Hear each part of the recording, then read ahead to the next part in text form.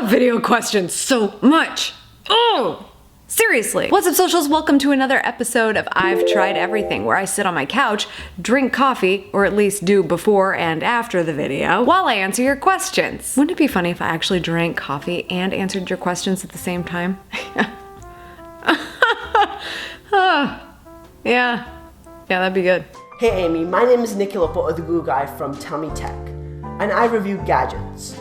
So my question regards watermarks on YouTube videos. So I first had the question on when should be the display time of the watermark on my YouTube video. Should it be at the end of the video, a custom start time, or the entire video? Also, the bigger question is, what should my watermark be?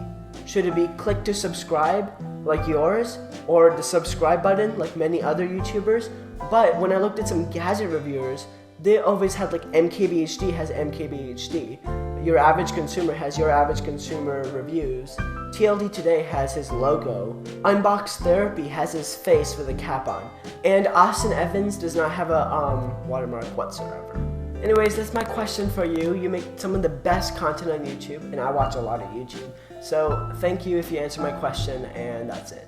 Nikhil, Mr. Tell Me Tech, I am so impressed by this question. Thank you for asking. Thanks for all the visuals. I love that you did all the work so that I don't have to show everybody what the heck you're talking about. If you're not familiar with the YouTube watermark that Nikhil so eloquently showed you in those screen captures, it's an amazing branding opportunity that YouTube offers you to basically step your content up a little bit, make it look more professional. Thank you for showing off Team Crispy, all my buddies in the tech world, and what their watermarks look like as well, because I think it's something to be said that their watermarks, except for Austin of course, are very much within the branding of who they are and what they talk about, maybe what their faces are, what their logo is, and that's a really typical thing to do with a watermark, and extremely effective, because when you want someone to watch your video, you also want them to very much know that it is your video. And a lot of these tech videos tend to start to look the same. Said the girl that does not know very much about tech, so I hope my friends don't get offended by that. They have their own styles that make them stand apart, so I know when I click play on one of them, I know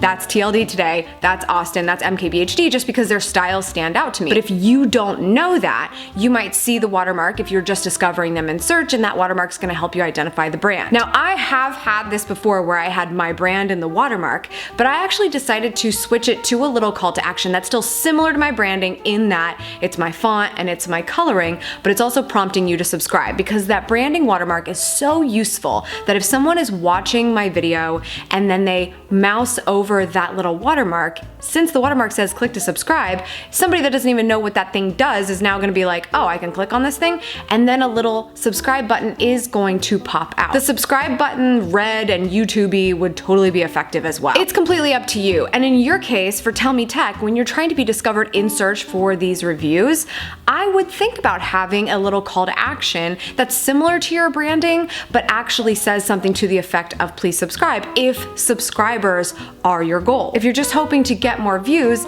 and you want your brand to be known and you want it to look a little bit more eloquent and branded rather than call to action-y, you might go the other direction. Everything has to do with what you want out of your video. What do you want people to do when they get there? The nice thing about this branding is that if you want to call the action of subscribing, there's an easy way to do that with this feature. But it's also fantastic for simply adding really beautiful identifiers of your brand to the video across the entire channel. The fact that that watermark is on every single video on your channel, even going all the way back to your videos from a time that you might have been more embarrassed of those videos. That's really cool because it kind of brings somebody to a point where they can find out what you're like more these days than you were then. The nice thing about old videos is that even if you're embarrassed of them, they might still be doing well in search, so let them do their job. In terms of how long the watermark should be showing, you get a couple of different options there on the back end. That's up to you, again, because it's based on what you want the watermark to be. If it's call to action to subscribe, but you don't want it on there for the whole video, that makes sense.